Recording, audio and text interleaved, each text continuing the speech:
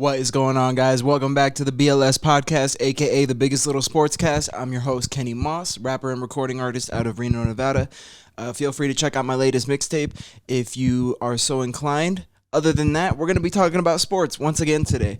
We're probably not going to touch on MLB.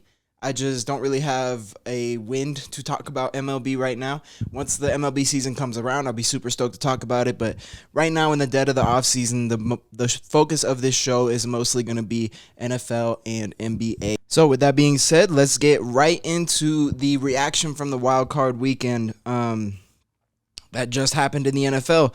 And my predictions, man, did I fucking suck. In the last episode, I had predicted the Cleveland Browns to win. I had predicted the Miami Dolphins to win. I had predicted the LA Rams to win, and I had predicted the Philadelphia Eagles to win, none of which won.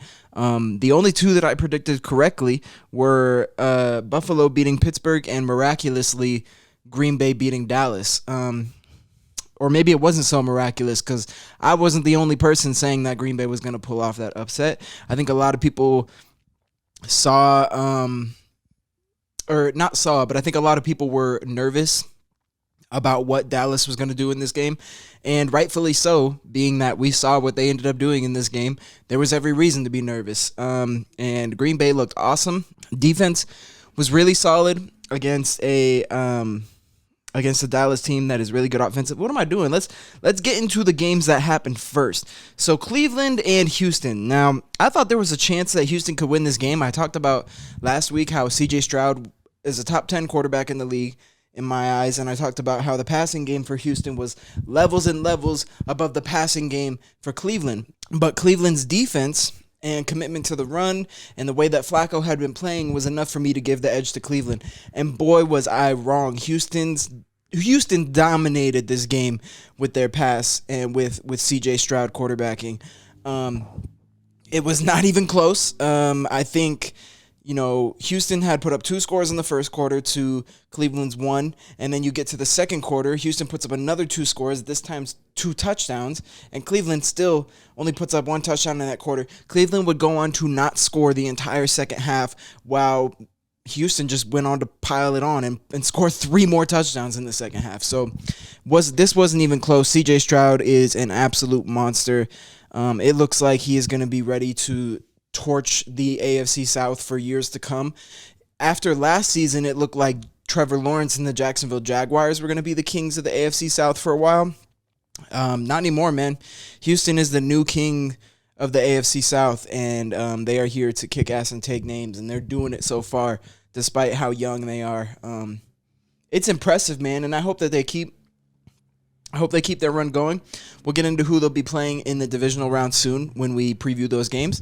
But, yeah, man, I am super, super impressed with what Houston has done all season long, and I'm especially impressed with this playoff win because Cleveland Browns defense is no slouch. You hang 45 on the Browns defense, you're the real deal. And shit, Cleveland's offense is no slouch either. I know Nick Chubb has been hurt for most of the year, but their run game is still very sufficient, and they still have really solid wide receivers. And like I said, Flacco was balling his ass off. So to hold that offense to 14 points as well, big salutes to Houston's defense.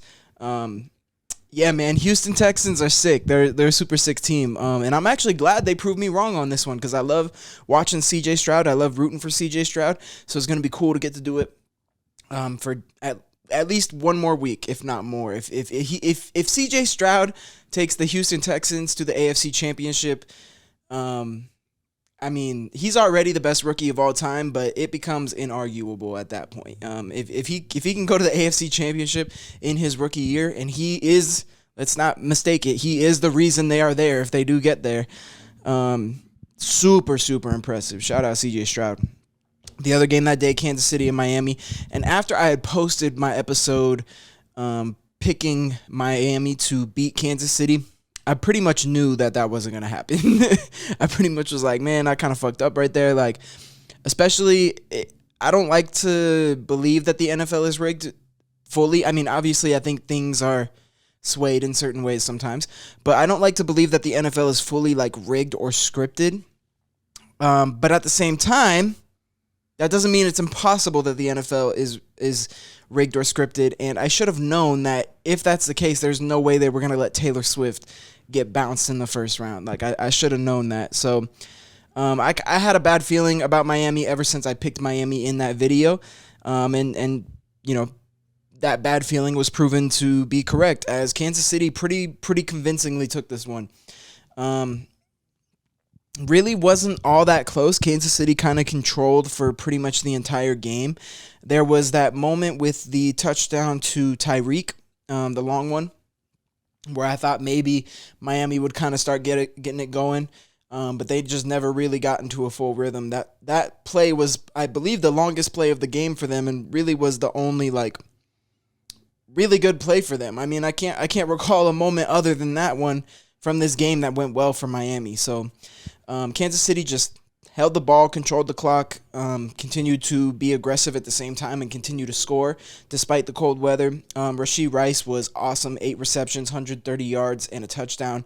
I said that he was their number one receiving threat as far as just the receivers go, not counting Travis Kelce. But shit, even in this game, he was better than Travis Kelce for them, or more utilized than Travis Kelce for them.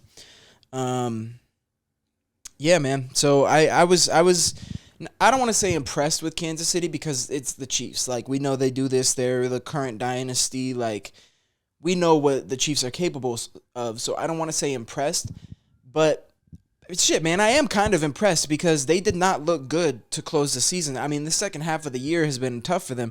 All the diva stuff, air quotes on diva stuff for those of you who are listening and not watching the video version of this. But dealing with all the diva stuff, all the struggles offensively, the defense remained solid throughout all of it, but just the struggles offensively and the extra noise that was going on around the Chiefs. Even the Taylor Swift stuff was extra noise going on around the Chiefs. It just felt like the Chiefs were really struggling the second half of the season. So, shit, to come in, and I know Miami choked away the division, and I know Miami hasn't been the best team on the road, and people don't believe in Tua Tagovailoa and all these things. Like, I know that about Miami, but it is still an impressive win because we can't act like Miami's a bad team. We can't act like Miami wasn't one of the top AFC teams for pretty much the entirety of the year. So for Kansas City to get their shit together and win this one as convincingly as they did, in my opinion, was impressive, despite the fact that they are the Kansas City Chiefs. So shout out to Mahomes. Shout out to the Chiefs. A great win for them on that Saturday.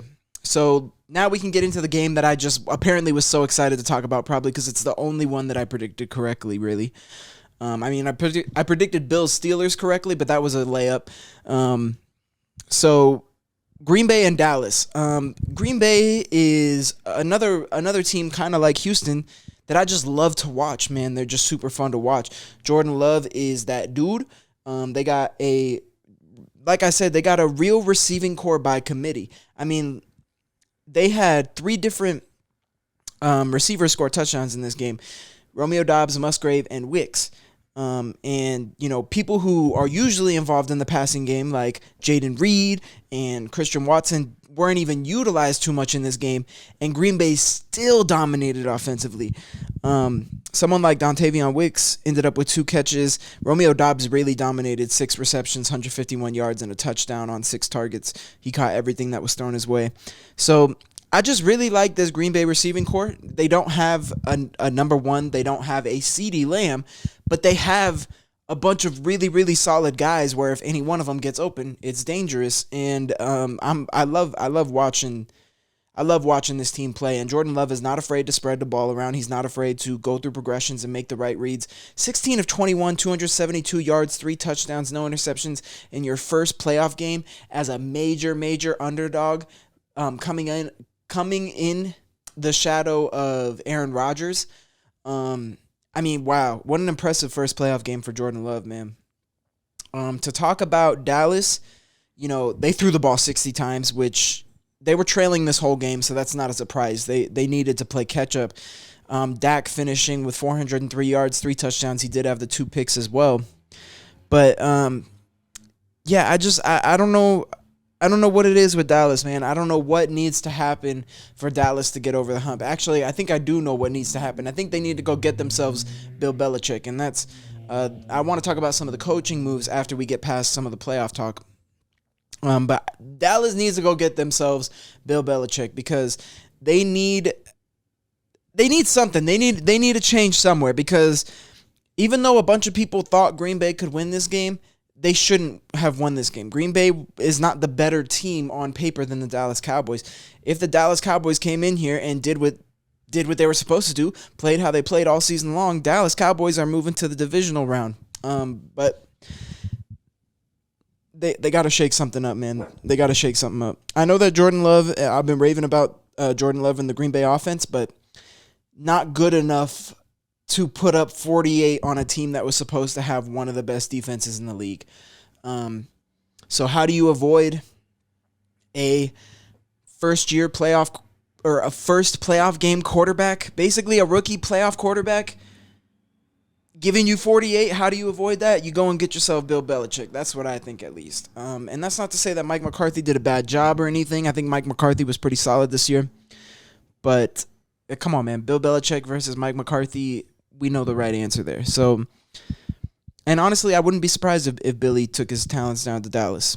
But let's stop talking about that. I'm sure Dallas Cowboys fans are sick of hearing about how bad their team sucks.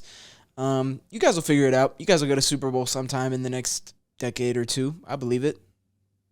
I think.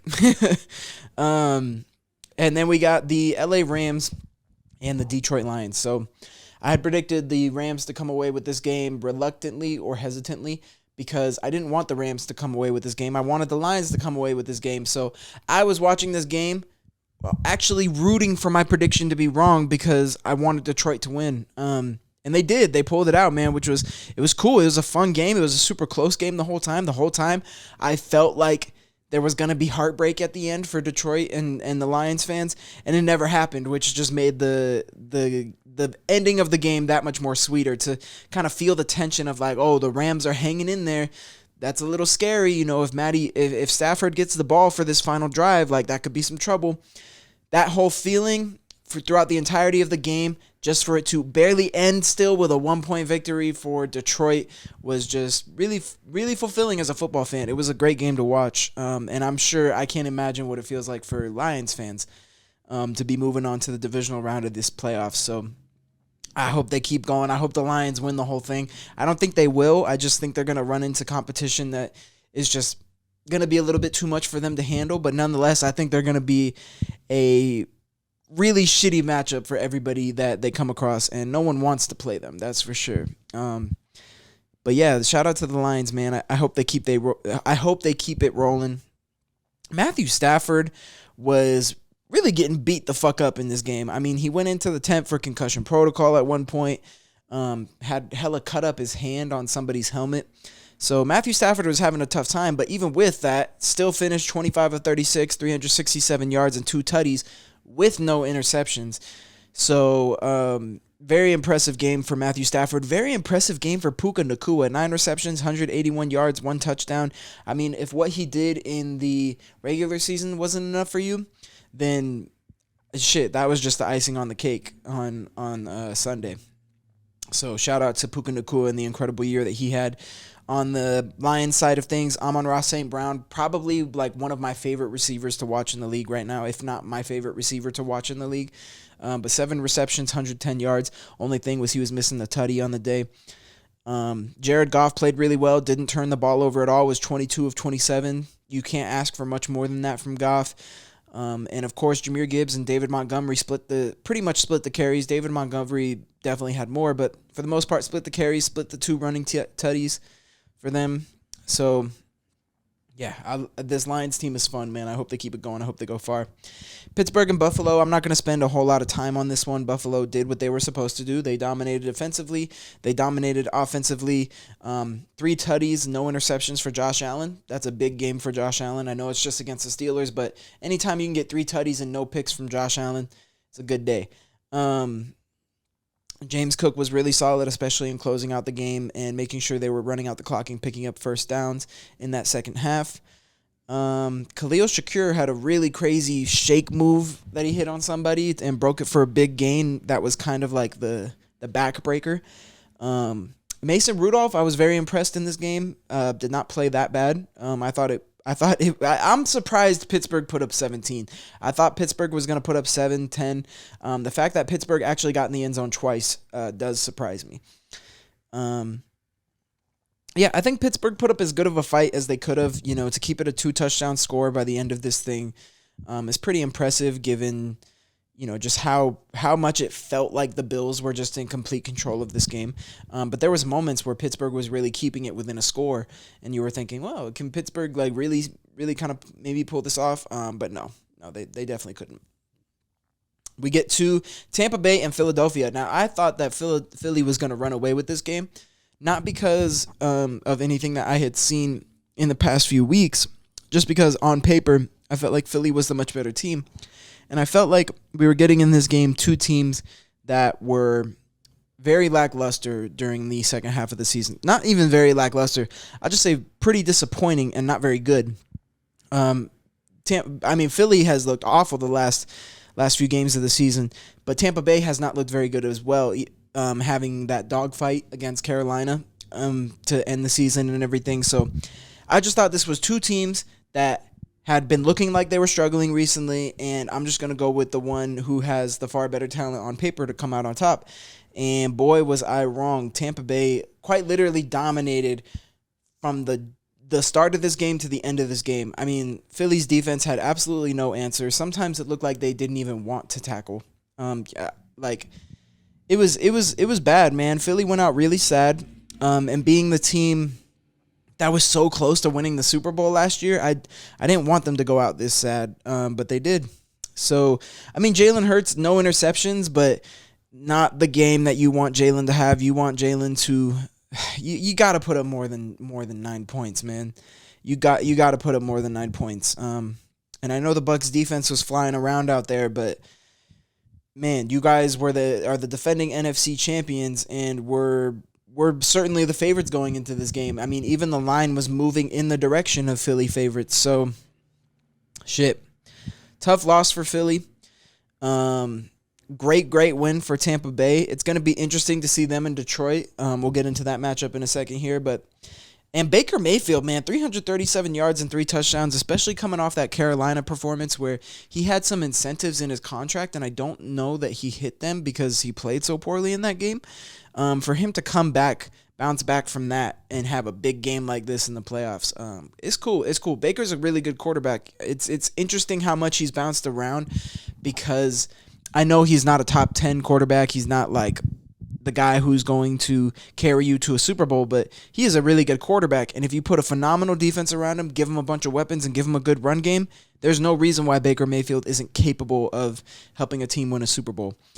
And that is how I personally feel about Baker Mayfield. And with that, let's get into predicting the divisional round matchups. So we've got 4 games. We've got Saturday, Houston and Baltimore. We'll get into that one first. So ESPN is only giving Houston an 18% chance to win this game. After what we saw last week, and the Ravens defense is certainly better than the Browns defense, but the way that Houston torched that Browns defense, I definitely think there's a higher chance that Houston wins this game than 18%. But we got to remember that it's not Joe Flacco and an injury-riddled Browns offense on the other side in this game. It is Lamar Jackson, the MVP of the league, if you ask me, and a bunch of weapons on the other side. And so for every point that Houston is going to score, they're going to have to stop Baltimore from scoring the same amount. And I just don't know that that's going to be able to happen. I'm going to take Baltimore in this game. The spread at this moment of time is Baltimore -9. That's really high. If I was going to pick against the spread, I think I might take... You know what? Just because of the hook, I wouldn't do that. I would still take Baltimore in the spread. But it's really close. If that spread moves up to +10 for Houston, I would probably end up taking Houston in that case.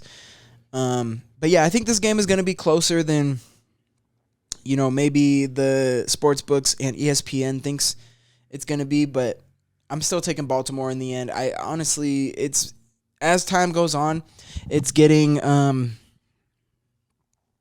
more exciting for me to see that Lamar Jackson might be winning a Super Bowl this year.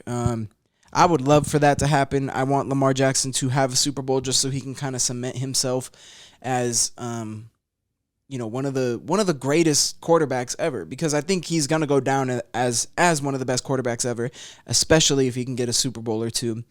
And the earlier the better. So I hope that I kind of hope the Ravens pull it off this year. Outside of Detroit, I'm kind of rooting for Baltimore to get it done this year. But nonetheless, picking Baltimore in that game. The other game of that Saturday is Green Bay and San Francisco. Now, Green Bay can never beat the Niners. It's a known thing at this point. The Niners are to the Packers as the Packers are to the Cowboys. Cowboys can never beat the Packers, and Packers can never beat the Niners, and I expect that to remain true here. 9.5 spread for San Francisco. I think San Francisco is going to cover that. And I just spent all this time raving about Green Bay. I think Green Bay is really, really good, but man, the San Francisco 49ers are the San Francisco 49ers. They are stacked at every position damn near. I mean, the only position where you can say they aren't stacked is quarterback with Brock Purdy. But even then, we're talking about a 31 touchdown, 11 interception, 4,200-yard guy. So, Brock Purdy's by no means a bad quarterback. This Niners team is scary. This Niners team is elite at every level. This Niners team is built to contend and possibly win a Super Bowl. And as great as Green Bay has been, especially that last week against the Cowboys, I just don't see them pulling that one out. I'm taking the Niners. And then we get to the Sunday games. So Tampa Bay and Detroit.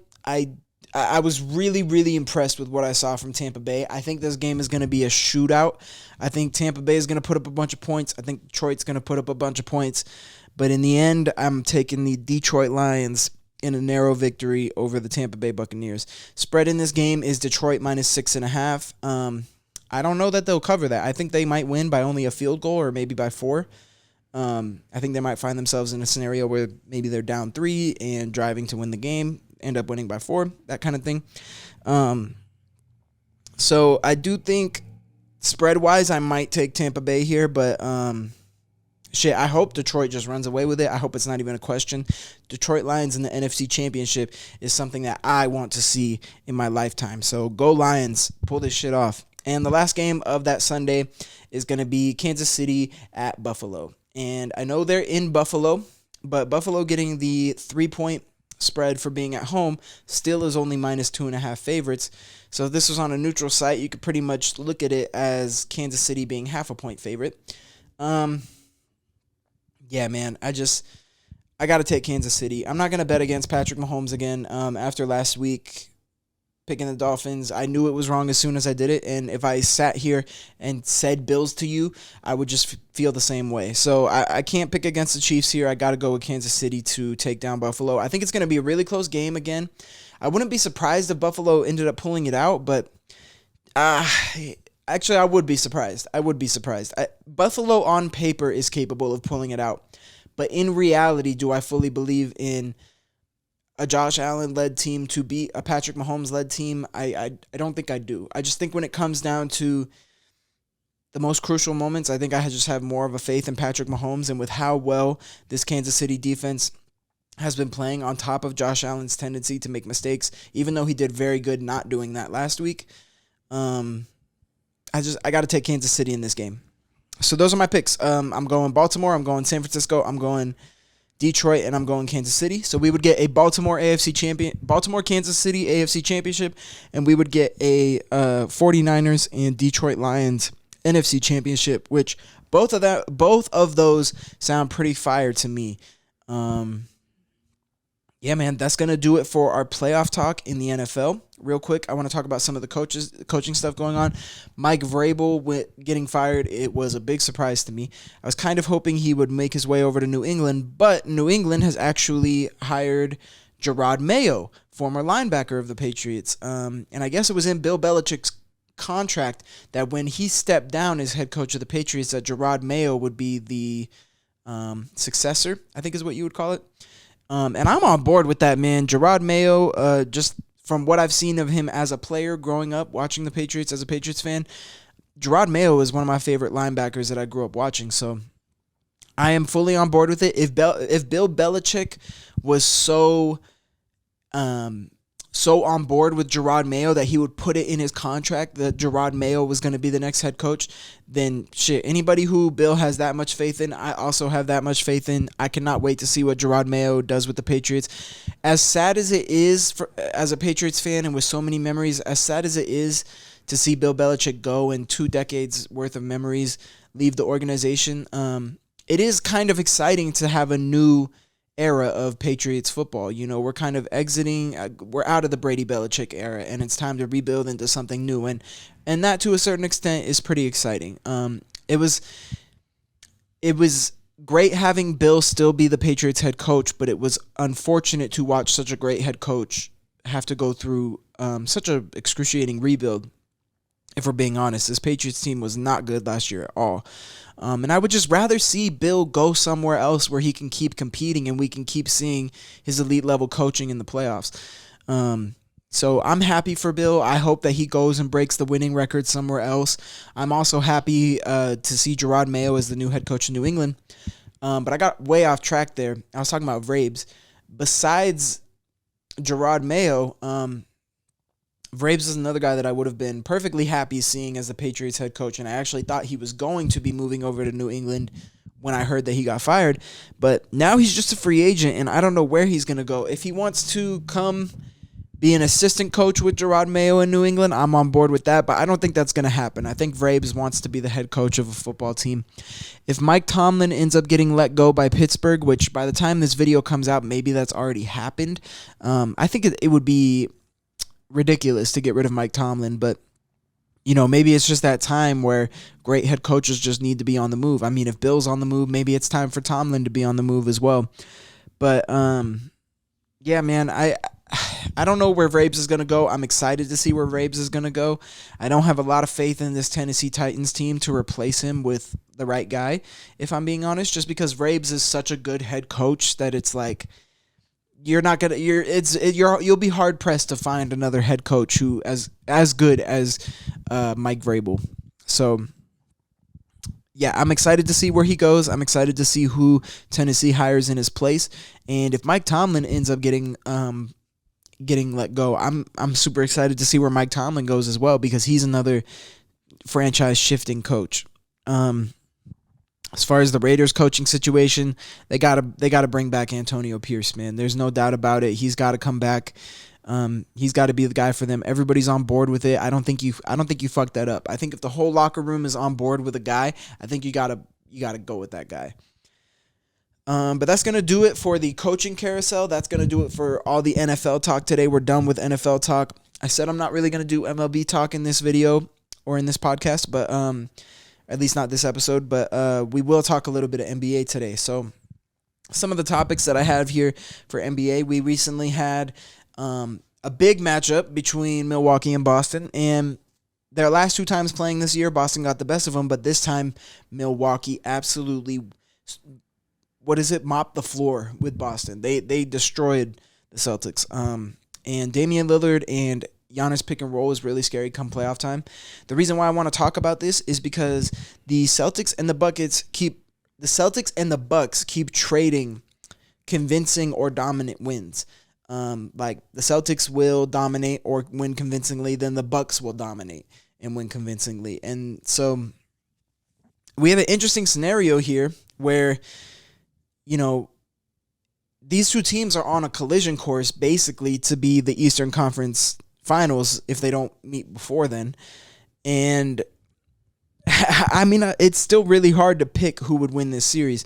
My natural Celtics bias is going to lead me to picking Boston. And I think the defensive edge for Boston is going to lead me to picking Boston as well, because up until you get to crunch time, Milwaukee's not a very good defensive team. In crunch time, they buckle down and they get it done. But for the course of an entire game, Milwaukee is a very middle-of-the-road defensive team, despite how incredible offensively they are.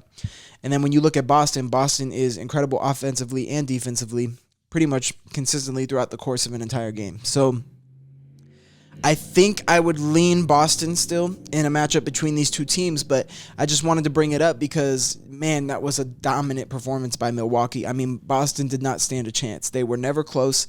They never even got to a point where you felt like, oh, maybe they could make this a game. No, it was bad. It was really bad. So to see Milwaukee respond to their two previous losses, which were two convincing losses, to see them respond to those two losses with a dominant performance like that was very impressive. And shit, man, I cannot wait for these two teams to meet in a playoff series, a 7-game series of Dame and Giannis going against the Celtics. I'm gonna call them a Celtics Big Four: Drew, Kristaps, and then the Jays. I mean, that is a super enticing matchup. I cannot wait to see. A couple of other NBA topics that I had here. Are the Golden State Warriors cooked? So at this moment in time, the Warriors are sitting. Let me pull up the standings. The Warriors are sitting at number 12 in the Western Conference, which puts them outside of the play-in. Is Golden State cooked? Are they too old? Look, man. As long as you have Steph Curry, I'm not gonna say you're cooked.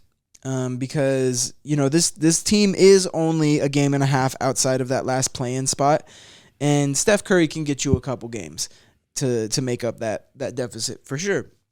So as long as you have Steph Curry, I'm not gonna say you're cooked. But man, they are as close to cooked as you could possibly be with having Steph Curry. Steph Curry makes it so that you're uncookable. Like you can't get fully cooked if you got Steph on the roster. But man, they are as close to it as they could possibly be. They're old.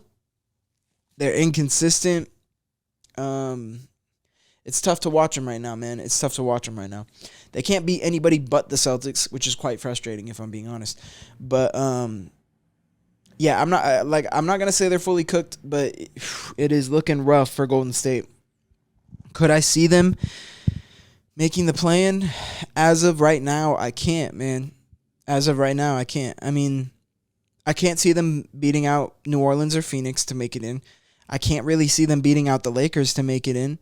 And we'll get into my next topic now. This is actually a perfect segue. With the surge that the Utah Jazz are on, which is my next topic, I can't see them getting in, man. I can't see them beating out Utah. Utah would be the team that they would beat or could beat out in this scenario. But man, Utah has been so good lately, both ends of the floor. They have been dominating teams, man. I'm talking like beating teams by damn near 20 plus on a regular basis over these past couple weeks. And good teams, not no slouch teams. I mean, they dominated the Nuggets. Like, Utah looks really, really good right now. They are surging. Yeah, man, it's an interesting team because they looked so terrible to start the year, and now they just look like one of the best teams in the league. I don't really know what to make of them. Lauri Markkanen was on the trade block. Is he still on the trade block? I mean, you guys are 2.5 games out from being a top 6 seed. Do you just keep trying to surge? And I mean, shit, give it 2-3 weeks. They could be battling for one of those top 6 playoff spots if they keep playing the way they are. So is Lauri Markkanen still on the trade block, or are you gonna make a playoff push? I think they should make a playoff push with the way that they've been playing and with the way that Houston and Golden State have been playing and just dropping in the standings. It just seems like a play-in spot is opening up for them. Jazz are a real interesting team. Not a whole lot to talk about in NBA here. Obviously, we're kind of going through these topics pretty quickly. But my last NBA topic of today is, who the hell is the MVP? Who the hell is the MVP, bro? I have no clue. Now, my MVP was Joel Embiid, okay? Because Joel Embiid won the MVP last year, and this year is, like, way better than he was last year, especially as a playmaker. Like, you take the Embiid from last year, make him slightly better defensively, make him slightly better of a scorer, and make him an infinitely better playmaker. I think we got back-to-back MVPs, if I'm being honest. Now, I don't think Embiid should have won MVP last year. I think Jokic should have won MVP last year. But he did win MVP, and I think he's deserving this year, so I would give him back-to-back MVPs. Now, the problem with Joel Embiid is there's this new thing where if you play less than 65 games, you can't win MVP. And I'm not so sure that Embiid is going to miss less than 17 games. I don't know how many. Let me see how many games Embiid has already missed.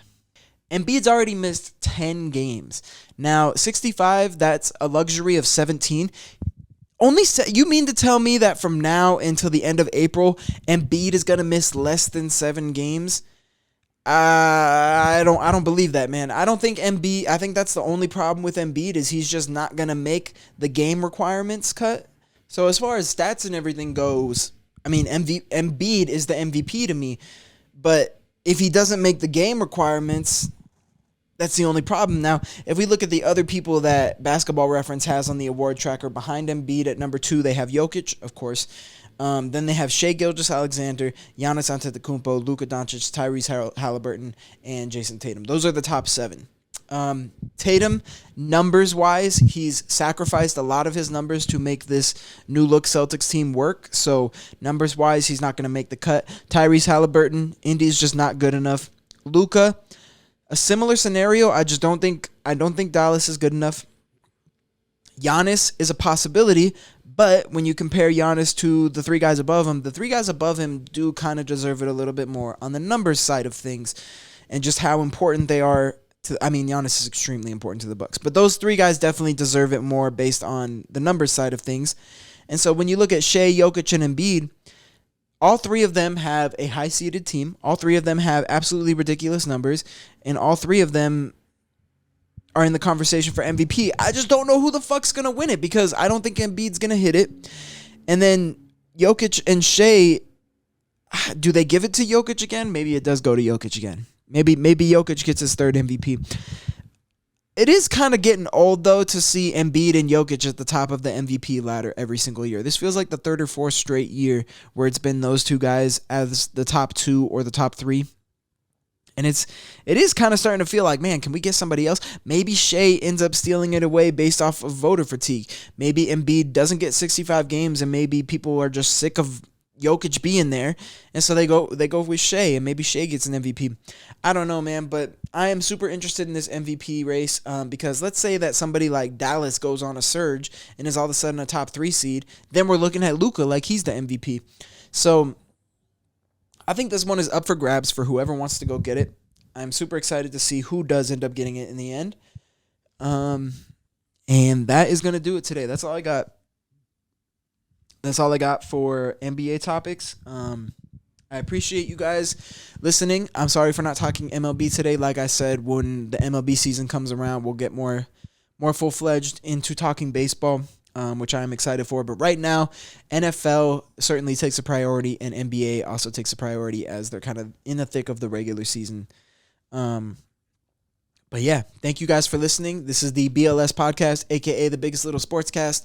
I'll do some quick plugs. Search Kenny Moss on anywhere you listen to music, Apple Music, Spotify, wherever, and you will find my latest mixtape, Las Sombras, as well as my my album that dropped earlier last year as well. Go listen to me rap. Let me know what you think about it. Other plugs, go check out K Reviews podcast with Kenny Moss on YouTube or anywhere you get your podcasts.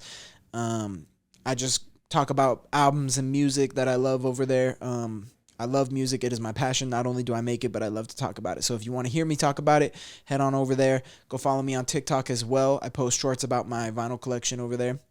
But yeah, enough of the plugs. I appreciate you guys for watching. I appreciate you guys for listening. BLS Season 2, Episode 2 is a wraps, and I'll see you guys later. Peace.